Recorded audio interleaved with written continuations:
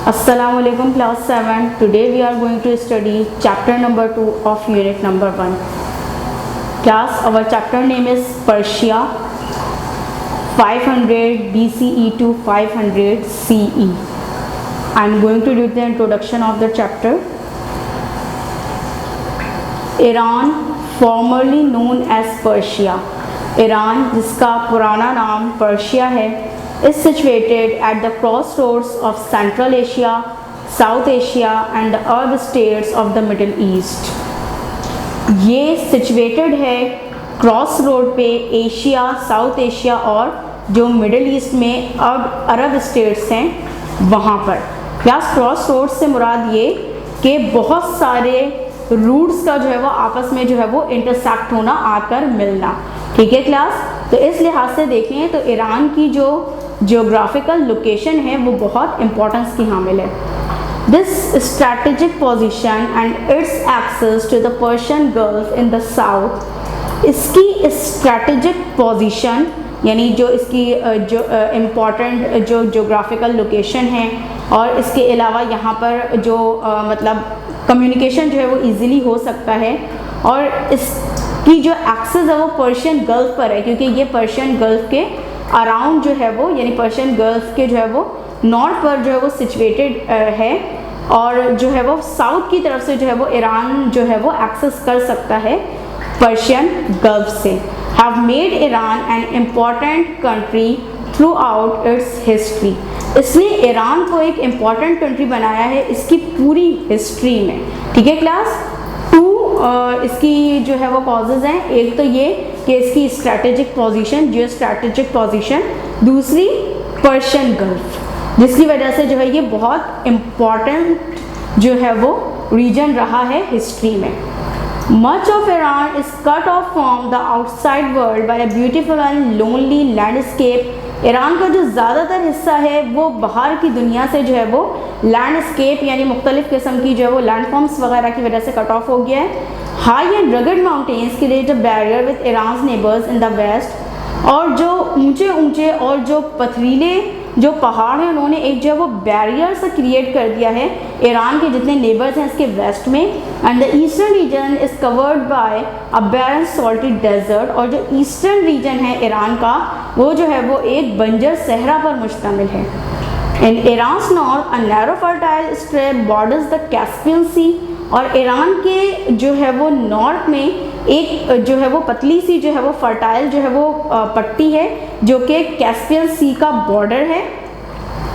In the south lowlands rim the Persian Gulf and the Gulf of Oman, और Iran के south में यानी Iran के जो है वो डाउनवर्ड डायरेक्शन की तरफ जो है वो नीचे की तरफ पर्शियन गल्फ और गल्फ ऑफ ओमान जो है वो सिचुएटेड है, यानी इसके जो साउदर्न जो बॉर्डर है ईरान का वो असल में जो है वो बॉर्डर है पर्शियन गल्फ और गल्फ ऑफ ओमान का। ठीक है class, most people in Iran live along the edges of a high plateau that runs through the middle of the country, ज़्यादातर जो ईरान के लोग हैं वो जो है वो एक बहुत ऊंचे जो है वो प्लेट्यू के जो है वो एजेस में यानी किनारों पर रहते हैं जो कि मिडल ऑफ द कंट्री यानी मिडल ऑफ द ईरान पे जो है वो सिचुएटेड है। क्लास, प्लेट्यू जो होता है वो एक लैंडफॉर्म होता है जो पहाड़ की तरह हाई होता है, लेकिन वो टेबल लैंड कहलाता है क्योंकि उसकी जो है वो पॉइंटेड पीक नहीं होती बल्कि जो है वो उसका जो सरफेस होता है वो फ्लैट होता है। The rise of the Persian empire. ठीक है क्लास, पर्शियन एम्पायर। क्लास, अपने प्रीवियस चैप्टर में हमने जो है वो एंशियंट इंडिया के हवाले से पढ़ा था और वहाँ के एंशियंट एम्पायर्स के हवाले से पढ़ा था, और इस चैप्टर में जो है वो हम एंशियंट पर्शियन एम्पायर्स के हवाले से पढ़ेंगे। ठीक है क्लास, कि जो एंशियंट पर्शिया था यानी जो ईरान जो आज कहलाता है वहाँ पर जो है वो किसकी हुकूमत थी और वो जो है वो हिस्ट्री में जो है वो किस किस्म का था। ठीक है class, the rise of the Persian empire. सबसे पहले तो हम पढ़ेंगे कि पर्शियन एम्पायर का राइज कहाँ से हुआ, वो एमर्ज कहाँ से हुए। ठीक है क्लास, यानी कहाँ से पर्शियन एम्पायर का जो है वो स्टार्ट हुआ। In the 6th century BCE हज़रत ईसा अलैहिस्सलाम की पैदाइश से 600 साल पहले the Persian people of the Anshan tribal kingdom lived under the rule of Astyages of the city and tribal kingdom of Media. जो पर्शिया के जो लोग थे जो वहाँ पर रहते थे, जो असल में अंसान ट्राइब से जो है वो बिलोंग करते थे, और इसके अलावा भी कुछ ट्राइब्स थे वहाँ पर, वो एस्टेजस के अंडर कंट्रोल थे, ठीक है, जो कि एक ट्राइबल किंगडम था मीडिया का। मीडिया जो था वो असल में जो है वो नॉर्थ वेस्ट जो है वो ईरान जो है वो मीडिया कहलाया करता था। Ansan and the other Persian tribes were forced to pay tributes to Media। Ansan और वहाँ पे जो दूसरे पर्शियन ट्राइब्स थे उनको फोर्सफुली जो है वो ट्रिब्यूट्स यानी जो है जो भी मतलब उनकी अनाज वगैरह होता था उसमें से हिस्सा देना, या जो कुछ भी उनकी जो है वो पैसे वगैरह या करेंसी वगैरह उनकी चला करती थी वो जो है वो देना पड़ता था मीडिया को, क्योंकि वो जो है वो क्या थे, उनके मोतहत थे। मीडिया के जो स्टेजेस थे उनके मोतहत थे अंसान जो ट्राइब के जो लोग थे, which they were not too happy about, जिसकी वजह से वो खुश नहीं थे। The Assyrians employed military force to control a vast empire. और इसके अलावा जो है वो एक तो वो एस्टेजस के अंडर कंट्रोल थे, दूसरे ये कि जो असीरियंस जो थे जो कि टिग्रिस रिवर के अराउंड जो है जो ट्राइब्स जो है वो रहा करती थी, उनको असीरियंस कहा जाता है, वो जो है वो इन्हीं लोगों में से अंसान ट्राइब्स में से जो है वो मिलिट्री फोर्स को जो है वो एम्प्लॉय क्या करती थी, नौकरी दिया करती थी अपने पास, ठीक है। और जो है वो इनको जो है वो दोनों के जो अंडर कंट्रोल रहना पड़ता था, असीरियंस के भी और एस्टेजस के भी, यानी पर्शियन जो लोग थे उनकी अपनी कोई जो है वो हुकूमत नहीं थी। In contrast the Persians based their empire on tolerance and diplomacy, ठीक है। तो इस वजह से पर्शियंस को जो है वो मतलब डिप्लोमेसी की ज़िंदगी गुजारनी पड़ती थी, दोनों को जो है वो दोनों के जो है वो अंडर रूल रहना पड़ता था, और इसके अलावा बर्दाश्त भी करके रहना पड़ता था। Ancient Persia included what today is Iran. Ancient Persia, जैसा कि आप देख सकते हैं ऊपर मैप में जो मरून कलर का हमारे पास हाईलाइट हुआ हुआ है, जो इलाका जो पर्शिया हमारे पास जो वो गिवन है मैप में, ये जो है वो इलाका है जो कि आज क्या है, ईरान है। ये जगह जो है वो आज ईरान जो है वो कंट्री यहाँ पर सिचुएटेड है। द पर्शियन होमलैंड, पर्शियंस का घर या homeland. Indo-Europeans first migrated from Central Europe and Southern Russia to the mountains and plateaus। Indo-Europeans वो लोग होते हैं जो कि Indo-Europeans जो है वो लैंग्वेजेस जो है वो बोलते हैं, वो सेंट्रल यूरोप और साउदर्न रशिया से जो माउंटेन्स और प्लेट्यूज की तरफ आकर जो है वो बसे east of the fertile crescent around 1000 BC। और ये जो माउंटेन्स और प्लेट्यूज कहाँ पर सिचुएटेड थे, फर्टाइल क्रेसेंट के ईस्ट पर, और ये तकरीबन 1000 साल पहले जो है वो यहाँ पर आकर बसे थे। This area extended from the Caspian Sea in the north. ये एरिया फैला हुआ था कैस्पियन सी से, नॉर्थ में कैस्पियन सी से लेकर साउथ में पर्शियन गल्फ तक। In addition to fertile farmland, ancient Iran boasted a wealth of minerals. और फर्टाइल फॉर्मलैंड के अलावा जो एंशिएंट जो ईरान था वहाँ पर मिनरल्स भी बहुत ज़्यादा मौजूद थे, यानी जो पर्शिया था वहाँ पर बहुत ज़्यादा जो है वो मिनरल्स कुदरती तौर पर मौजूद थे। These included copper, lead, gold, silver and other precious stones. इसमें जो है वो कॉपर, लीड, सोना, चांदी, ये तमाम प्रीशियस स्टोन्स भी जो है वो आ जाते हैं जो वहाँ पर जो है वो मौजूद थे। A flourishing trade in these minerals put the settlers in contact with their neighbours to the east and the west at first. और ये जो वहाँ पर ट्रेड जो है वो फ्लोरिश हो रहा था, फल फूल रहा था, वो जो है वो मिनरल्स की वजह से इसने जो है वो सेटलर्स वहाँ पे जो लोग रहते थे और उनके जो नेबर में जो लोग थे उनको आपस में जो है वो एक तरीके से कॉन्टैक्ट जो है वो उनका जो है वो कायम हो गया था। Dozens of tiny kingdom occupied the region, और इस वजह से बहुत सारे किंगडम्स जो है वो यहाँ पर आकर जो है वो आबाद हो गई थी। असल में जैसा कि मैंने आपको जो है वो शुरू में इंट्रोडक्शन में बताया कि इसकी जो है वो स्ट्रेटेजिक पोजीशन ऐसी है कि यहाँ पर डिफरेंट जो है वो रूट्स जो है वो आकर इंटरसेक्ट होते हैं, तो इस वजह से जो है वो यहाँ पर जो है वो ट्रेड जो है वो बहुत ज़्यादा जो है फ्लरिश हो रहा था और बहुत सारे लोग जो है वो उनका कॉन्टैक्ट यहाँ से कायम हो रहा था।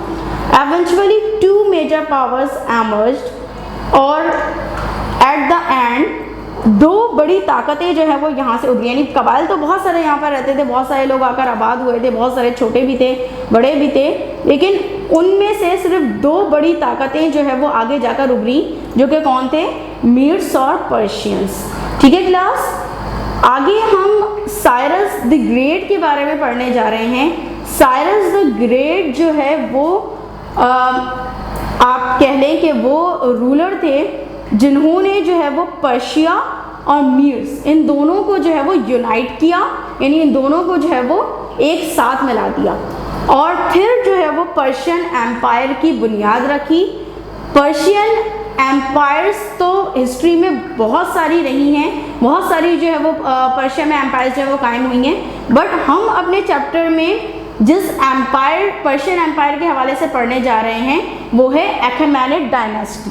ठीक है क्लास, अखेमेनिड डायनेस्टी के बारे में हम जो है वो पढ़ने जा रहे हैं and it was the first Persian empire. ये पहली जो है वो पर्शियंस की जो है वो एम्पायर थी। साइरस द ग्रेट ने क्लास चूंकि मीड्स और पर्शिया को जो है वो एक साथ यूनाइट किया था, इस वजह से जो है वो अलामती तौर पर जो है वो एक ऐसा ताज लगाया करते थे जिसमें 2 सींग यानी हॉर्न्स हुआ करते थे। ये इस बात का पता ऐसे चला कि अभी ईरान से जो है वो कुछ दिनों पहले जो है वो 2500 साल पुराना जो है वो मुजस्मा दरियाफ्त हुआ है साइरस द ग्रेट का, जिसमें उन्होंने जो है वो 2 सींगों वाला जो है वो ताज पहना हुआ है। Now come to page number 13। Cyrus and the founding of an empire. Class, Cyrus वो बादशाह हैं इनके बारे में इंटरेस्टिंग बात ये है कि इनका जिक्र अल्लाह ताला ने जो है वो कुरान मजीद में किया है। कुरान मजीद की सूरह कहफ में जो है वो साइरस द ग्रेट का जिक्र आया है।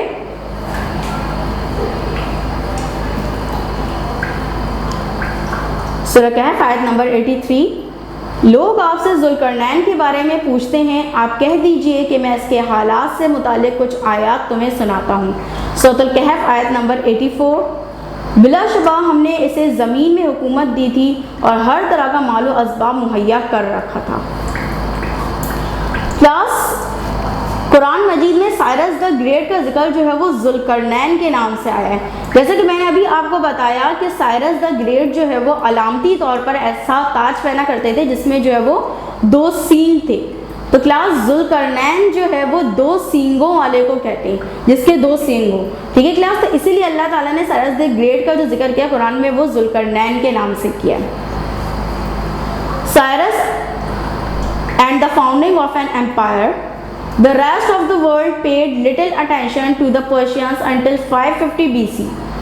पूरी दुनिया जो है वो बहुत ज़्यादा नहीं जानती थी पर्शियंस के हवाले से 550 BC तक, यानी हज़रत ईसा अलैहिस्सलाम की पैदाइश से 550 साल पहले लोग ज़्यादा नहीं जानते थे पर्शियंस के हवाले से। In that year, Cyrus, Persia's king, began to conquer several neighboring kingdoms. और इसी साल साइरस जो कि पर्शिया का किंग था, इसने जो है वो फतुहात करनी शुरू कर दी, बहुत सारे नेबरिंग किंगडम्स को जो है वो फतह करना शुरू कर दिया। Cyrus was a military genius. Cyrus एक मिलिटरी जीनियस भी था, leading his army from victory to victory between 550 and 539 BC। और इसने इसकी जो आर्मी थी उसको इस तरीके से लीड करता था कि वो जो है वो हर जगह फतुहात हासिल करती थी और इसकी आर्मी फतुहात हासिल करती रही 550 से लेकर 539 BC तक। आप जब सूरह कहफ का तर्जुमा जो है वो पूरी तरीके से पढ़ेंगे तो आपको साइरस की और भी जो है वो खूबियों का जो है वो अंदाज़ा होगा।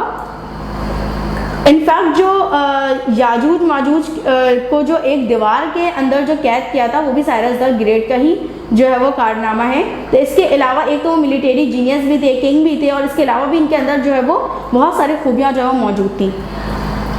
In time, Cyrus controlled an empire that covered 2000 miles from the Indus River in the east to Anatolia in the west. Cyrus जो है वो उस वक्त उनकी जो एम्पायर थी वो तकरीबन 2000 माइल्स कवर करती थी, ईस्ट में इंडस रिवर से लेकर वेस्ट में एनाटोलिया तक। एनाटोलिया जो है वो असल में एशिया माइनर यानी जो है वो जो अभी प्रेजेंट डे टर्की है ना, वो उसको एनाटोलिया कहते हैं। एंशियंट जो है वो नेम उसका Anatolia. Even more than his military genius, Cyrus had extraordinary administrative skills of governance. इस जो है वो खूबी के अलावा कि वो एक मिलिट्री जीनियस थे, साइरस के पास जो है वो एक्स्ट्रा ऑर्डिनरी एडमिनिस्ट्रेटिव जो है वो सलाहियतें थी, यानी इंतज़ाम नज़्म व नस्क़ संभालने की सलाहियतें मौजूद थी. His kindness toward conquered people revealed a wise and tolerant view of empire. और इनकी जो है वो काइंडनेस अपने मफ्तूहा लोगों से जो है वो ये बात रिवील करती है कि वो एक बहुत अक्लमंद और एक बहुत ज़्यादा जो है वो टॉलरेंट टाइप के जो है वो एम्परर थे. क्योंकि आमतौर पर ये देखा जाता है कि मफ्तूहा कौम के साथ जो होता है, वो जो फातेह होता है, उनका जो सलूक होता है वो बहुत ज़्यादा जो होता है वो अजियतनाक होता है. लेकिन इन्होंने जो है जहाँ जहाँ फतूहात की वहाँ के लोगों के साथ हमेशा जो है वो काइंड जो है वो बिहेवियर रखा. अनलाइक अदर कॉन्करर्स, दूसरे कॉन्करर्स से अलग, Cyrus believed in honouring local customs and religions. Cyrus believe करते थे इस बात में कि वो लोकल कस्टम्स और रिलीजन्स को की जो है वो इज़्ज़त करें, यानी वहाँ जहाँ जिन इलाकों को फतह करते थे वहाँ की जो भी मतलब कस्टम्स और मज़हब वगैरह होते थे उनको जो है वो उनको उनकी इज्जत करते थे और उनको इजाज़त देते थे कि वो उसको जो है फॉलो करते रहें. Instead of destroying the local temple, Cyrus kneeled there to pray. और बजाय इसके कि वो लोगों की जो है इबादत गाहों को दबाव बर्बाद कर दें, वो खुद वहाँ पर जो है वो इबादत किया करते थे. यानी ख़ुद वहाँ पर जो भी मतलब खैर वो एक खुदा की इबादत क्या करते थे, लेकिन वो हर जगह जो है वो मतलब ये शो क्या करते थे कि वो उनके मज़हब को भी जो है वो इज़्ज़त दे रहे हैं. Cyrus also allowed the Jews who were driven from their homeland by the Babylonians to return to Jerusalem in 538 BC.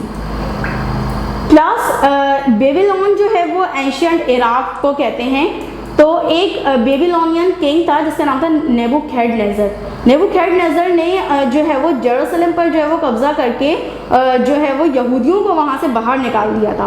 तो साइरस ने क्या किया, साइरस द ग्रेट ने जो है वो यहूदियों को जो है वो दोबारा जो है वो जेरूसलम में ले जाकर जो है आबाद किया और उनको जो है वो उनकी जो भी मतलब जेरूसलम में जितनी मतलब चीज़ें थी यहूदियों को वापस कर दी.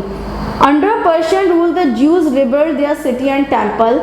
और पर्शियन रूल जब तक चलता रहा, यहूदियों ने जो है वो दोबारा अपने शहर को और अपने टेम्पल को जो है वो बिल्ड कर लिया. किस टेम्पल की बात हो रही है? सुलेमान टेम्पल की, यानी हैकल सुलेमानी की बात हो रही है जो कि सिचुएटेड है जेरूसलम में. His tolerance for others led him to develop the Charter of Human Rights. और उनकी जो टॉलरेंस थी दूसरों के लिए, उन्होंने इनको जो है वो एक चार्टर बना दिया ह्यूमन राइट्स का, यानी एक जो है वो मंशूर बना दिया इनको. Additionally he did not excuse slavery within his empire. और उन्होंने जो है वो इसके अलावा जो है वो स्लेवरी को भी जो है वो एक्सक्यूज़ नहीं किया अपने एम्पायर में, यानी स्लेवरी जो है वो इनके एम्पायर में चलती रही वैसे ही. Cyrus was killed as he fought nomadic invaders on the eastern border of his empire. Cyrus जो है वो मारे गए जब वो nomadic invaders यानी कुछ खाना बदोशों से जो लड़ रहे थे, जो कि इनकी ईस्टर्न बॉर्डर एम्पायर के ईस्टर्न बॉर्डर पर जो है वो आ गए थे. ठीक है क्लास. साइरस द ग्रेट के बाद जो है वो कैम्बिसेस, जिनको हम कैम्बिसेस 1 कहते हैं, वो जो है वो एम्परर बने थे. लेकिन फिर उसके बाद जो है वो उनकी एम्पायर को जो है वो डेरियस ने जो है वो टेक ओवर कर लिया था. अब हम पढ़ेंगे किस तरीके से. Cyrus successor Darius inherited a large empire.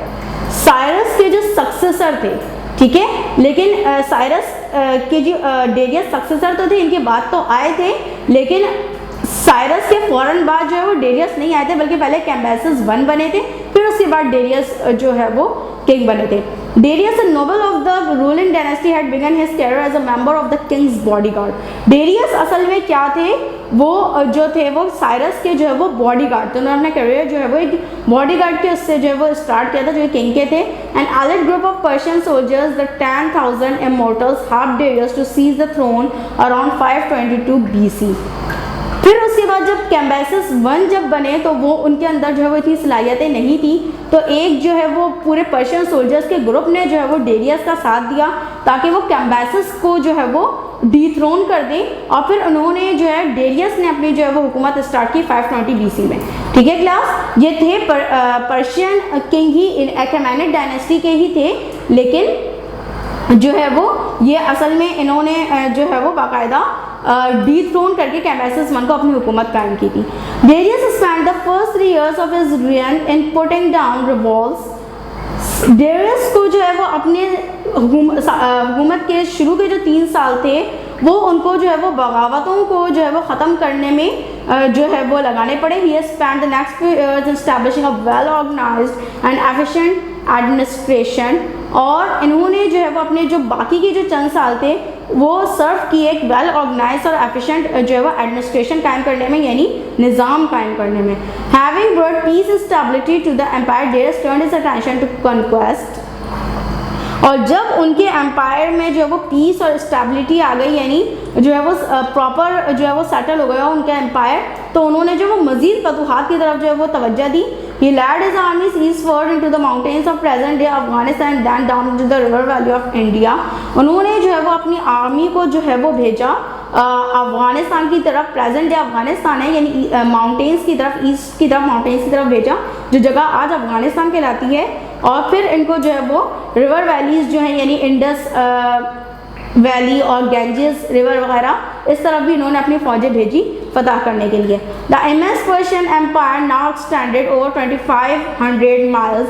अब ये जो पर्शियन एम्पायर थी उसमें मज़ीद इजाफा हो गया। अब ये 2000 माइल्स जो कि वो साइरस के ज़माने में थी, अब वो 25 जो है 100 माइल्स जो है वो वास्ट हो गई।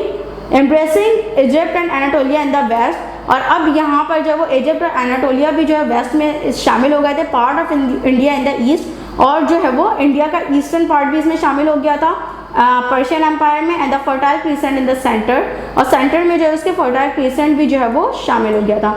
Darius only failure was his inability to conquer Greece. और वो जगह जिसको डेरियस पता नहीं कर सका वो था ग्रीस, यानी वो यूनान पता नहीं कर सका था। इसके अलावा जो है वो इसने ज़्यादातर इलाके जो है वो आसपास के जो है वो उसको फतह कर लिया था। Provinces and satraps. इससे पहले क्लास हमारे पास कुछ फिगर है गिवन, आप देख लें। Sculpted figure bring gifts to Darius. The relief sculpture located in the ancient Persian capital of Persepolis dates from around the 6th century BC।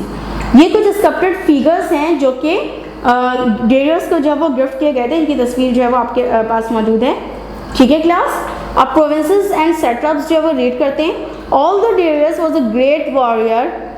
अगर जो डेरियस था वो एक बहुत अच्छा जो है वो वॉरियर था, जंगजू था, तो is real genius was in administration. लेकिन उसकी जो रियल जीनियस है वो ये है कि उन्होंने एडमिनिस्ट्रेशन जो है वो बहुत अच्छी जो है वो कायम की थी, यानी बहुत अच्छा निज़ाम चलाया था अपने एम्पायर का। To govern his extensive empire, और अपनी इतनी बड़ी एम्पायर को जो है वो गवर्न करने के लिए Darius divided it into 20 provinces. उसने अपनी बड़ी वास्ट एम्पायर को 20 प्रोविंसेस में जो है वो डिवाइड कर दिया था। These provinces were roughly similar to the homelands of the different groups of people who lived within the Persian Empire। और ये जो प्रोविंस थी वो एक तरीके से जो है वो होमलैंड थी, जितने ग्रुप्स ऑफ पीपल वहाँ पे रहते थे जो कि पर्शियन एम्पायर में जो है वो दाखिल होते थे। जाहिर सी बात है, जैसे कि हमने पीछे पढ़ा कि वो बहुत ज़्यादा उन्होंने जो है वो कॉन्क्वेस्ट की थी, यानी फतूहात इन्होंने की थी। तो अब जो जितने वहाँ उस जगह के जितने लोकल पीपल थे, तो उन्होंने इस तरह की एडमिनिस्ट्रेशन की कि सबको ऐसा लगता था कि जैसे वो अपने होमलैंड में रहते हैं। उनको मतलब बिल्कुल भी ऐसा नहीं लगता था कि किसी ने जो है वो आकर उनके जो है वो रीजन पर जो है वो कब्जा कर लिया, यानी इस तरीके से उसकी एडमिनिस्ट्रेशन जो है वो कायम की। Under Persian rule, the people of each province still practice their own religion। और पर्शियन रूल के अंडर भी जो जितने जो प्रोविंस के लोग थे वो अपने ही जो लोकली जो उनका जो रिलीजन वगैरह था उसी की प्रैक्टिस करते रहे। They also spoke their own language and followed many of their own rules. और इसके अलावा इन्हें इजाज़त थी कि वो अपनी लैंग्वेज यूज़ कर सकते थे और अपने जो है वो बहुत से जो कवानीन थे, जो भी उनके सोशल रूल्स थे, लॉज थे, जो भी थे उसको जो है फॉलो कर सकते थे। This administrative policy of nationalities living by their own laws within one empire was repeatedly practiced in Southwest Asia। और ये जो एडमिनिस्ट्रेटिव पॉलिसी है, पॉलिसी कहते हैं कोई ऐसी स्ट्रैटेजी बनाना, कोई ऐसा प्लान बनाना जिसकी मदद से हम कोई गोल अचीव कर सके। ठीक है क्लास, तो ये जो पॉलिसी थी यानी नेशनैलिटीज़ जो है वो जिसको कहा गया है कि किसी के अंडर रूल रहना, लेकिन अपनी जो है वो चीज़ों को जो है वो प्रैक्टिस करते रहना, अपने जो भी मतलब local religion, local customs, traditions हैं उस पर कायम रहना। ये इसके बाद जो है वो काफ़ी दिनों तक जो है वो साउथ वेस्ट एशिया में जो है वो ये प्रैक्टिस जो है वो चलती रही, यानी ये अमल जो है वो बहुत से किंग्स ने जो है वो फॉलो किया।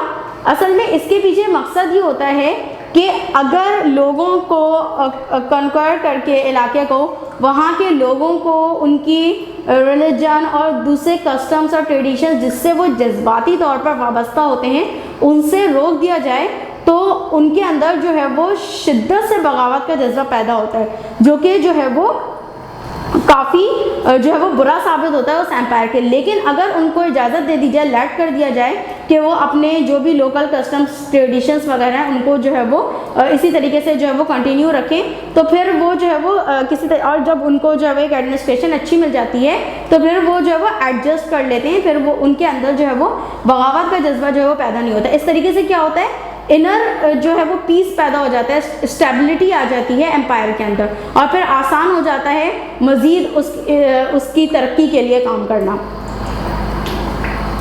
Because of tolerance of the many groups within his empire, Darius ruled with absolute power। और जो है वो ज़्यादातर इतने सारे ग्रुप्स उसमें रहते थे उसकी एम्पायर में, लेकिन क्योंकि वो बहुत ही ज़्यादा उसने जो है वो उनको आप कह लें कि बहुत ज़्यादा अक्लमंदाना तरीके से उनको जो है वो एडमिनिस्टर जो है वो करके रखा हुआ था, तो डेरियस जो है वो बहुत अच्छी तरीके से वहाँ पर जो पूरे पावर के साथ जो वहाँ पर जो है वो रूल कर रहा था। In each province Darius installed governor called a satrap. लेकिन जो है वो ऐसा नहीं किया गया कि उनको बिल्कुल छोड़ दिया गया, एक सेंट्रल गवर्नमेंट जो है वो कायम की गई और डेरियस ने जो है वो हर जो है वो प्रोविंस में जो है वो एक गवर्नर को जो है वो रखा, मतलब वहाँ पर अपॉइंट किया, हु रूल लोकली, जो कि वहाँ पर जो है वो लोकली जो है वो रूल किया करता था, जो वहाँ पर हुकूमत जो है वो चलाया करता था। लेकिन असल में वैसे तो लोकली जो है वहाँ के लोगों के मुताबिक जो हुकूमत किया करता था, लेकिन असल में वो जो है वो डेरियस की तरफ से अपॉइंट किया गया था। Darius also appointed a military leader and a tax collector for each province. इसके अलावा जो है वो मिलिट्री लीडर और एक टैक्स कलेक्टर भी हर प्रोविंस में जो है वो अपॉइंट किया गया। To ensure the loyalty of these officers, Darius sent out inspectors known as the king's eyes and ears. और जो ऑफिशियल्स उसने जो है वो अपॉइंट किए थे उनकी भी लॉयल्टी को चेक करने के लिए कि कहीं ऐसा तो नहीं कि वो बगावत कर रहे हैं या उनके अंदर जो है वो कुछ गद्दारी के जो है वो जज्बात पैदा हो रहे हैं, वो जो है वो अपने इंस्पेक्टर्स को भेजता रहता था उनको चेकआउट करने के लिए। और ये जो इंस्पेक्टर्स वगैरह थे ये किंग्स आइज और एयर्स कहलाते थे, यानी कि बादशाह के कान और आंखें, क्योंकि असल में काम वो यही करते थे कि बादशाह को सारी इन्फॉर्मेशन दिया करते थे सबके हवाले से। तो यहाँ से भी आपको इनकी जो है वो स्ट्रैटेजीज़ का अंदाज़ा होता है कितनी अच्छी तरीके से उन्होंने जो है वो अपने एम्पायर को एडमिनिस्टर किया हुआ था, क्योंकि अगर वो ये काम नहीं करते तो हो सकता था कि किसी के अंदर बगावत के जज्बात पैदा हो जाते। और एक रूलर के लिए ज़रूरी होता है कि वो बाखबर रहे, अपने एम्पायर में जितनी भी चीज़ें हो रही हैं या जो कुछ भी जो है वो चल रहा है उससे जो है वो बाखबर रहे। Two other tools have Darius to hold together his empire. और दो मज़ीद चीज़ें थी जिसने डेरियस की जो है वो हेल्प की उसके एम्पायर को जो है वो completely होल्ड में रखने के। An excellent system of roads allowed Darius to communicate quickly with the most distant parts of the empire। एक excellent system बनाया गया रोड्स का कम्युनिकेशन के लिए, जिसने जो है वो डेरियस को जो है वो इस काबिल बनाया कि वो कम्युनिकेट कर सके फौरी तौर पर जो दूर दराज इलाके हैं उनसे। कम्युनिकेशन बहुत ज़्यादा ज़रूरी होती है और ख़ुसूसन एक एम्पायर को रन करने के लिए तो बहुत ही ज़्यादा ज़रूरी हो, ताकि जो है वो और जो बहुत ज़्यादा बड़ी एम्पायर हो, अगर जल्दी जो है वो कम्युनिकेशन नहीं हो सकेगी तो बहुत से जो है वो नुकसानात हो जाते हैं। The famous royal road, for example, ran from Susa in Persia to Sardis in Anatolia, which covered a distance of 1677 miles। और जो डेरियस के रूल में जो फेमस रॉयल रोड जो है बनाया गया था, जो कि सूजा से लेकर पर्शिया में सूजा से लेकर एनाटोलिया में सर्दीस तक जो है वो गया हुआ था, वो डिस्टेंस कवर करता था 1677 माइल्स, यानी इतनी लंबी सड़क बनाई गई थी। 1677 माइल्स की जो है वो सड़क बनाई गई थी और जो है वो वहाँ पर जो है वो रोड के जरिए कम्युनिकेशन जो है वो हुआ करती थी।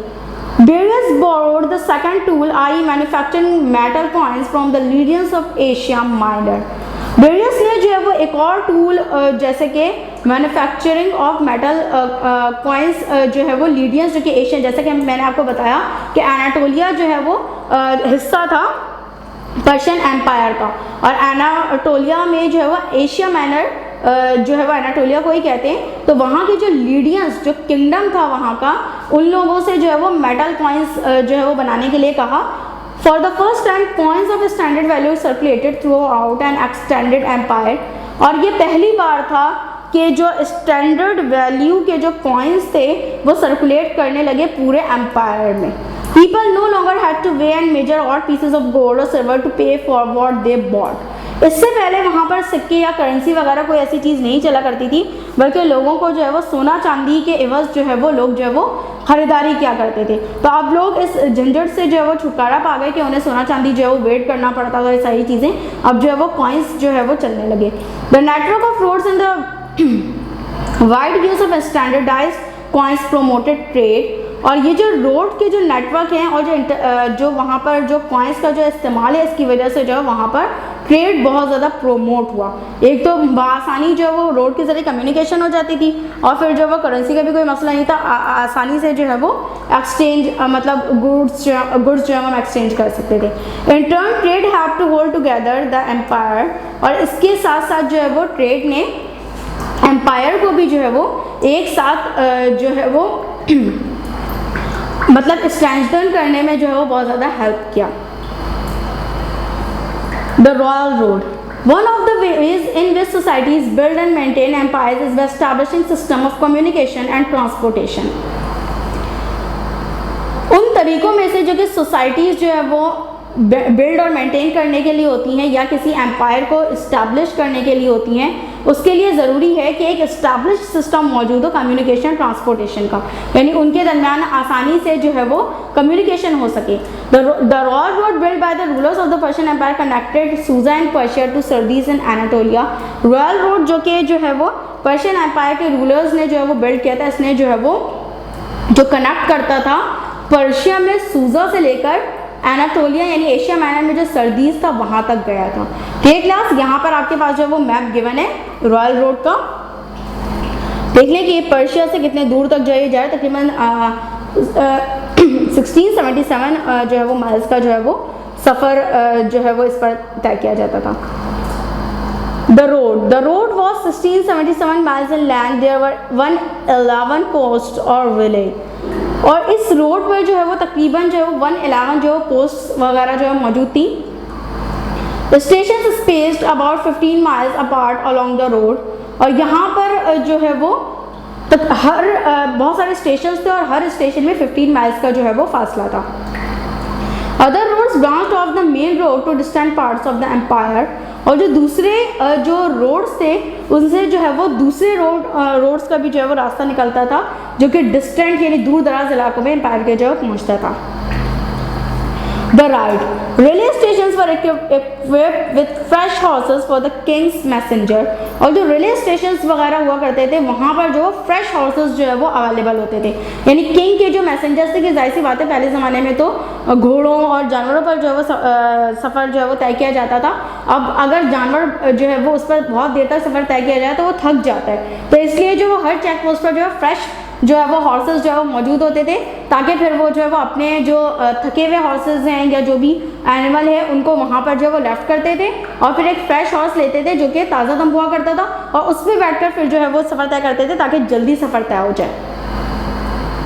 Royal messengers could cover the length of the royal road in 7 days, और जो रॉयल मैसेंजर्स थे क्योंकि उस वक्त हवाई जहाज़ और ट्रेन और ऐसी कोई सहूलत मौजूद नहीं थी, क्योंकि ये हज़रत ईसा अलैहिस्सलाम की पैदाइश से भी पहले की जो है वो बात चल रही है, लेकिन उस वक्त ऐसा एफिशिएंट जो है वो रोड सिस्टम इन्होंने बनाया था कि किंग के जो मैसेंजर्स थे वो पूरा रॉयल रोड जो है वो कवर कर लेते थे 7 days में। Normal travel time along the road was longer, और जो नॉर्मल जो ट्रैवल टाइम था, यानी जो नॉर्मल जो लोग वहाँ पर जो है वो सफ़र क्या करते थे, उनका सफ़र बहुत ज़्यादा लंबा होता था। A caravan for example might take 3 months to travel the whole distance.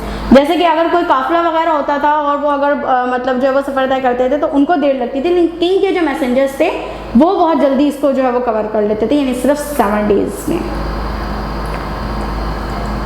Patterns of interaction, building empires, the rise of the Persians and the Inca. Persian empires का rise और Inca का जो है वो rise, strong road networks like the Royal Road enabled empires to expand and maintain control over people and places. Strong road networks जो होते हैं जैसे कि रॉयल रोड या एम्पायर्स को इस काबिल बनाते हैं कि वो एक्सपेंड कर सकें और अपने कंट्रोल को जो है मेंटेन कर सकें लोगों के ऊपर और जगहों के ऊपर। लाइक द पर्शियन की तरह द इनका of south America created a road system thousands of miles long. जिस तरीके से पर्शियन एम्पायर्स ने रॉयल रोड बनाया था, इस तरीके से जो इनका जो थे, जो कि साउथ अमेरिका की जो है वो एक किंगडम जो है वो थी, उन्होंने भी जो है वो इसी तरीके का रोड सिस्टम बनाया था जो कि बहुत ही हज़ारों मील जो है वो लंबा था। These roads allowed the Inca to extend their rule over as many as 16 million people. और इस रोड सिस्टम ने इनका किंगडम को जो है वो मदद की थी कि उन्होंने अपनी जो है वो हुकूमत 16 मिलियन पीपल के ऊपर कायम कर ली थी। Empires throughout history have shared characteristics such as efficient communication system. Empires जो थी हमारे पास पूरी हिस्ट्री में, उनके अंदर बहुत सी जो characteristics जो है वो सेम पाई जाती है, जैसे कि efficient communication system, यानी एक जो है वो established communication system, effective leaders यानी ऐसे leaders जो कि रूल करना जो है वो जानते थे, इनके अंदर सलाहियतें मौजूद थी, एंड पावरफुल आर्मीज, और जिनकी आर्मी जो है वो क्या थी, पावरफुल थी। The Persian legacy, inheritance. ये क्लास पर्शियन के हवाले से, इनकी इनहेरिटेंस के हवाले से हम कुछ पढ़ेंगे। By the time of Darius rule about 2500 years had passed since the first Sumerian city state was built। जब डेरियस का जो दौरे हुकूमत चल रहा था, उसको जब जिस वक्त वो चल रहा था तो उस वक्त जो है वो 2500 साल हो चुके थे सुमेरियन सिटी स्टेट को बिल्ट हुए। During those years people of the fertile crescent suffered war, conquest and famine. ठीक है, और जब ये यानी तकरीबन डेरियस के रूल से 2500 साल पहले की बात है कि जो फर्टाइल क्रीसेंट के जो लोग थे वो बहुत ज़्यादा जो है वो फेमाइन यानी उनको कहत वगैरह का सामना था। These events gave rise to a basic question, और ये जो तमाम जो उनके साथ कैलमिटीज़ थी, उनके साथ डिफ़िकल्टीज़ थी, उसकी वजह से कुछ बेसिक क्वेश्चंस लोगों के जहन में पैदा हुए। Why should so much suffering and chaos exist in the world. इतनी ज़्यादा सफरिंग और इतनी ज़्यादा कन्फ्यूजन आप कह लें कि बहुत ज़्यादा जो है वो मुश्किलात जो है वो दुनिया में क्यों मौजूद हैं। A Persian prophet named Zoroaster who lived around 600 BC offered an answer. इस बात का जो जवाब दिया वो एक पर्शियन प्रॉफिट जो कि ज़ोरोएस्टर कहलाते हैं, उन्होंने जो है वो हज़रत ईसा अलैहिस्सलाम की पैदाइश से तकरीबन जो है वो 600 साल पहले जो है वो इस सवाल का जो है वो जवाब दिया। यानी सवाल तो लोगों के जहन में बहुत ज़्यादा था, यानी लोगों के जहन में कि मतलब इतनी ज़्यादा डिफ़िकल्टीज़, मुश्किलात और ये तमाम चीज़ें क्यों हैं। तो फिर इसका जवाब जो है वो काफ़ी दिनों बाद एक पर्शियन प्रॉफिट ने दिया। अच्छा क्लास, हो सकता है कि ये जो पर्शियन प्रॉफिट हैं ये जो है वो असल में अल्लाह ताला के ही जो है वो मैसेंजर हों, और क्योंकि अक्सर औकात जो है वो जो तालीमात हैं वो चेंज हो गई हैं, अल्लाह ताला की तरफ से जो इल्हामी तालीमात हैं वो चेंज हो गई हैं और वो दूसरी शक्ल में हमारे पास जो है मौजूद है। क्योंकि अभी हम आगे जाकर जब ज़ोरोएस्टर्स की टीचिंग के जो ज़ोरोएस्टर प्रॉफिट थे उन्होंने क्या टीचिंग्स जो है वो दी थी लोगों को, जब हम पढ़ेंगे तो हमें जो है वो ऐसा लगेगा कि ये भी जो है वो अल्लाह ही के भेजे हुए मैसेंजर्स थे और बाद में जाकर इनकी टीचिंग्स जो है वो तब्दील होती गई और इस शक्ल में आ गई। और वैसे जो ज़ोरोएस्टर जो है वो उसको उर्दू में ज़रतिश मज़हब कहते हैं, और ये लोग जो है वो आग की जो है वो पूजा करते हैं। Zoroaster taught that the earth is a battle ground. Zoroaster ने जो है बताया कि अर्थ जो है वो एक बैटल ग्राउंड है, एक जंगी मैदान है, where a great struggle is fought between the spirit of good and the spirit of evil, जहाँ पर एक जो है वो जंग हो रही है अच्छाई और बुराई के दरमियान। Zoroaster preach that each person is expected to take part in this struggle, और ज़ोरोएस्टर ने जो है वो इस बात की तालीम दी कि हर इंसान को जो है वो इस स्ट्रगल में हिस्सा लेना चाहिए। The Zoroaster religion teaches a believe in one god Ahura Mazda, that's why I said that कि ज़ोरोएस्टर रिलीजन जो है वो उसने टीच किया था एक अल्लाह पर जो है वो बिलीव रखना, एक अल्लाह पर ईमान रखना, जो कि अहूरा मज़दा कहलाता है। ठीक है क्लास, इसलिए मैंने कहा था कि मे भी पॉसिबल है कि ये अल्लाह ही के मैसेंजर्स हों और अल्लाह ही का पैगाम लेकर आए हों, लेकिन वक्त के साथ साथ जो है वो बहुत सारी जो है वो इनके रिलीजन में चेंजिंग आ गई हो। At the end of time Ahura Mazda will जज everyone according to how well he और she fought the battle for good.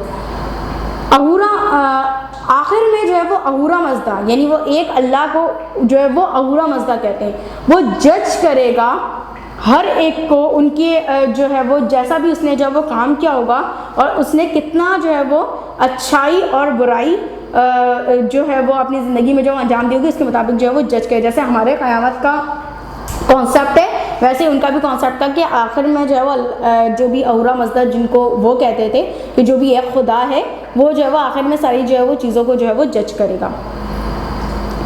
After the Muslim conquest of Persian in the AD 1600, अब जो ये बात आई है ये हज़रत ईसा अलैहिस्सलाम की पैदाइश के 600 साल बाद की बात हो रही है, जब मुसलमानों ने पर्शिया को कन्क्वेस्ट किया, पर्शिया को फ़तह किया, ईरान को फ़तह किया, द ज़ोरोएस्टर रिलीजन डिक्लाइन, तो ये जो ज़रतिश मज़हब था इसका ज़वाल शुरू हो गया।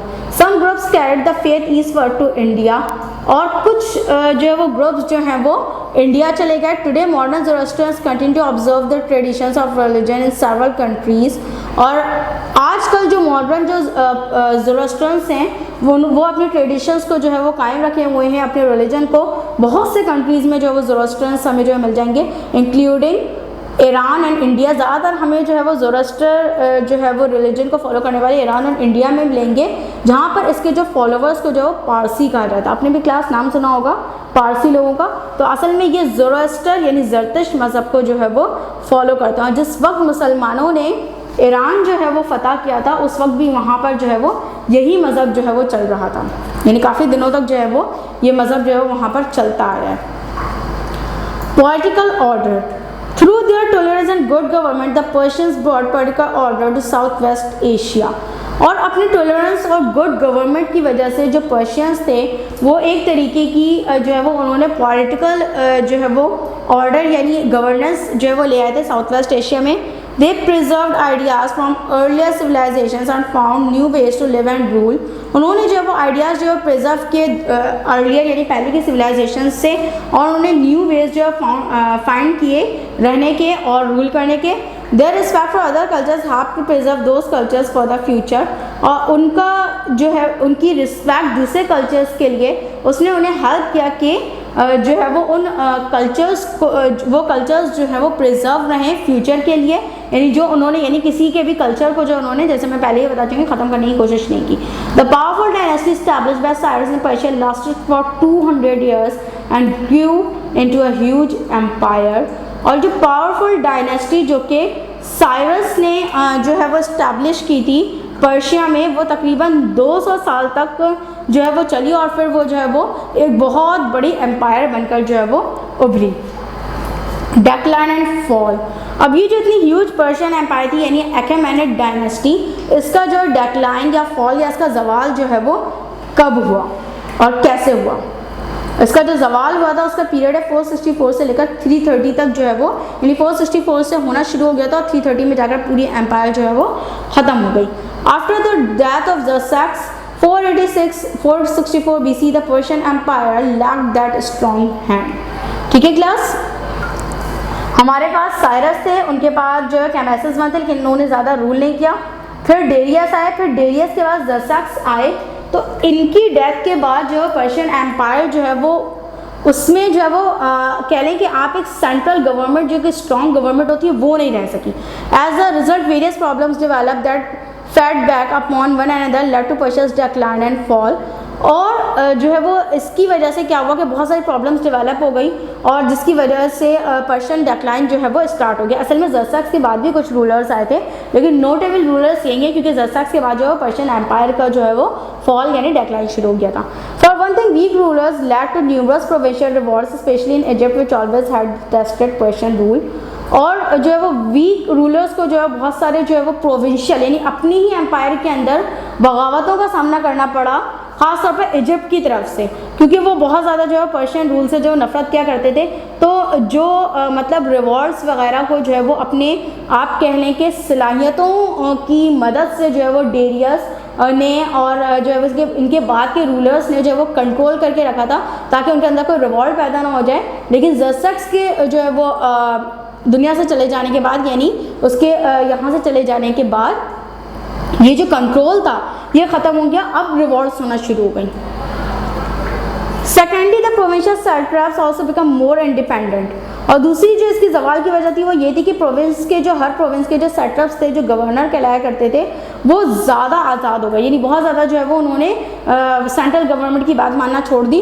दे ruled their satrapies more as kings than as the king's royal subject. वो अपनी सैट्रैपीज यानी जो भी उनका जो लोकल एरिया जो उनके कंट्रोल में था उसको एक किंग से ज़्यादा एक जो है वो एक लोकल एक लॉयल किंग के मतलब खादी भी हुए एक तरीके से, कि गवर्नर हुए, गवर्नर से ज़्यादा वो खुद अपने आप को जो है वो किंग समझने लगे और समझने लगे कि वो इस इलाके के रूलर हैं। They one carried on their own foreign policies and waged war with each other. और फिर उन्होंने आपस में भी जंगें करना स्टार्ट कर दी, प्रोविंस के सैट्रैप्स ने आपस में, और इसके अलावा अपनी फॉरेन पॉलिसीज़ वगैरह बना ली which only added to Persia's problem, जिसकी वजह से जो है वो पर्शिया को जो है वो प्रॉब्लम्स का सामना करना पड़ा।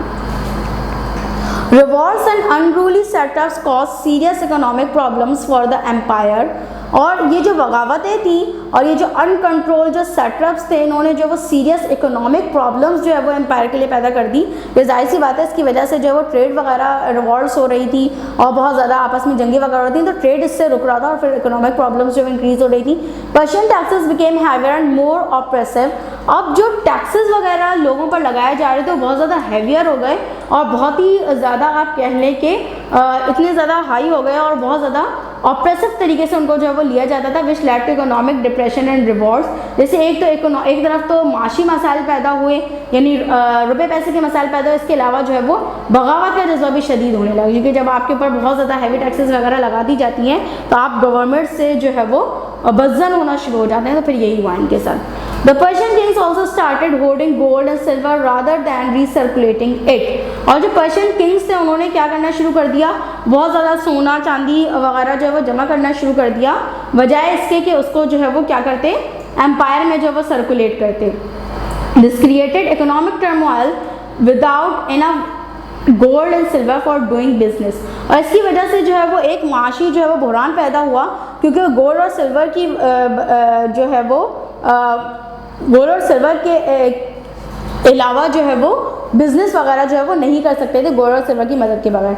As a result of this economic turmoil the Persian king got weaker.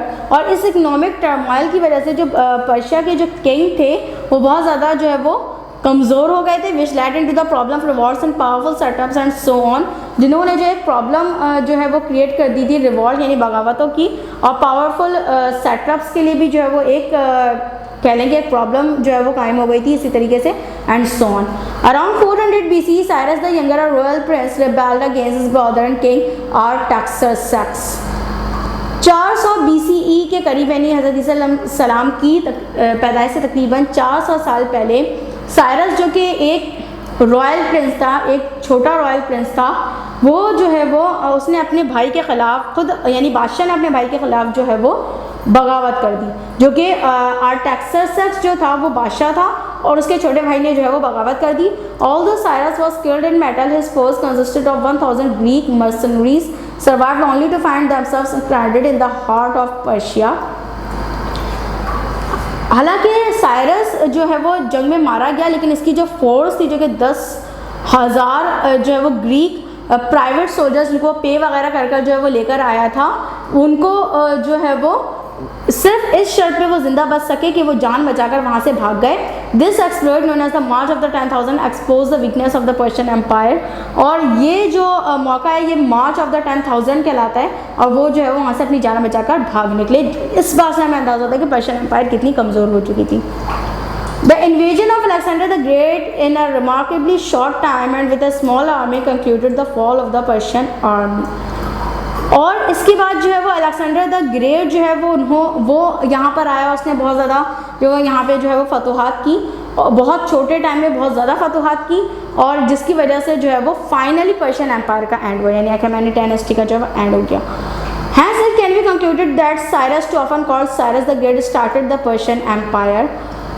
तो इस बात से ये नतीजा निकलता है कि साइरस टू, जिसके हम साइरस द ग्रेट कहते हैं, इसने जो है वो, जिनके बारे में हमने फर्स्ट टाइम पढ़ा, वो जो है वो उन्होंने पर्शियन एम्पायर का आगाज़ किया। His son Cambyses two and Cambyses replacement Darius the great push the borders of the empire into Egypt, India and Turkey. उनके जो बेटे थे कैम्बिसेस, और कैम्बिसेस के जो रिप्लेसमेंट डेरियस द ग्रेट थे, उन्होंने जो है वो एम्पायर के बॉर्डर को इजिप्ट, इंडिया और टर्की तक पहुंचा दिया। After death of Darius in 486 BCE, और डेरियस की डेथ के बाद 486 BCE में the empire began to fall into decline, और एम्पायर का जो है वो समझें एक तरीके से फॉल जो है वो होना शुरू हो गया। डेरियस सन एंड सक्सेसर, यानी असल में जो मतलब शुरू होना, जवाल थोड़ा बहुत जो डेरियस के मरने के बाद ही स्टार्ट हो गया था। डेरियस का जो बेटा था, जो उसके बाद किंग बना, Xerxes had the non enviable task of calling the many rebellions that broke out across the empire upon Darius death and the brief succession crisis that followed. इसके अलावा जो है वो जब डेरियस के मरने के बाद उसका जो बेटा था ज़र्सेक्स, उसको बहुत सारी प्रॉब्लम्स का जो है वो सामना करना पड़ा, क्योंकि बहुत सारे डेरियस की डेथ होते ही, ये बादशाह की डेथ का बहुत ज़्यादा असर पड़ता है, बादशाह की डेरियस की डेथ होते ही बहुत सारे जो रिबेलियंस थे, यानी जो बागी लोग थे, वो जो है वो एम्पायर के अंदर आ गए थे। और अब जो है वो ज़र्सेक्स को करना ये था कि उन्हें जो है वो मार भगाना था अपने एम्पायर से। इसके अलावा जो है वो कुछ सक्सीशन, यानी जो है वो डेरियस के बाद जो है वो ज़र्सेक्स बादशाह बने, लेकिन इसके अलावा भी कुछ और लोग थे जो कि डेरियस के बाद बादशाह बनना चाहते थे। इस किस्म की भी कुछ क्राइसिस का सामना था उसको। To rebuild the reputation of the empire, और अपनी एम्पायर की रेपुटेशन को दोबारा बिल्ड करने के लिए Xerxes first capture several Greek colonies in Asia Minor. Xerxes ने जो है वो सबसे पहले बहुत सारी ग्रीक कॉलोनीज को जो है वो एशिया माइनर में जो है कैप्चर किया। Then invaded the Greek Peloponnesian Islands, उसके अलावा जो है वो उन्होंने ग्रीक पेलोपोनेशियन आइलैंड्स भी जो है वो फतह किया। His invasion had the undesired effect of unifying the quarreling Greek city states into a single and powerful military। और उसने जो मुख्तलिफ जो हमले किए उसकी वजह से जो है वो क्या हुआ, एक अफेक्ट पैदा हुआ ग्रीक्स के अंदर, और उन्होंने जो है वो क्या कहते हैं, ग्रीक्स, इनके हमलों की वजह से ग्रीक आपस में यूनाइट हो गए। As a result the Persian navy was nearly destroyed, और ग्रीक्स ने जो है वो बहुत जो है वो आप कह लें कि बहुत ही ज़्यादा जो है वो नुकसान पहुँचाया है इनकी फोर्सेस को। जो अक्लमंद जो कॉन्करर्स होते हैं वो देखभाल कर जो है वो किसी दूसरी जगह पर जो है वो हमला करते हैं कि कहीं ऐसा ना हो कि यहाँ से ज़्यादा स्ट्रॉन्ग फोर्स जो है वो मौजूद हो और हमारी आर्मी को जो है वो नुकसान पहुँचे, हमारे एम्पायर को नुकसान पहुँचे। तो ऐसी जगहों पे हमला नहीं करते और हिकमत अमली इख्तियार करते हैं, और बल्कि उनकी जो है वो मतहत हो जाते हैं जो ज़्यादा ताकतवर होते हैं। लेकिन इन्होंने की बेवकूफ़ी की कि इन्होंने जो है वो ग्रीक्स के ख़िलाफ़ जो है वो हमला कर दिया, जिनके खिलाफ डेरियस ने भी हाथ नहीं डाला था। और फिर ये बात जो है वो ग्रीक्स को जो है यूनिफाइंग करने के लिए साबित हुई, और नतीजतन इनकी जो पूरी नेवी थी वो डिस्ट्रॉयड हो गई। ठीक है क्लास। और फिर जो है वो पर्शियन जो हमारे पास एम्पायर था उसका जो है वो एंड हो गया। Okay class, see you in the next chapter.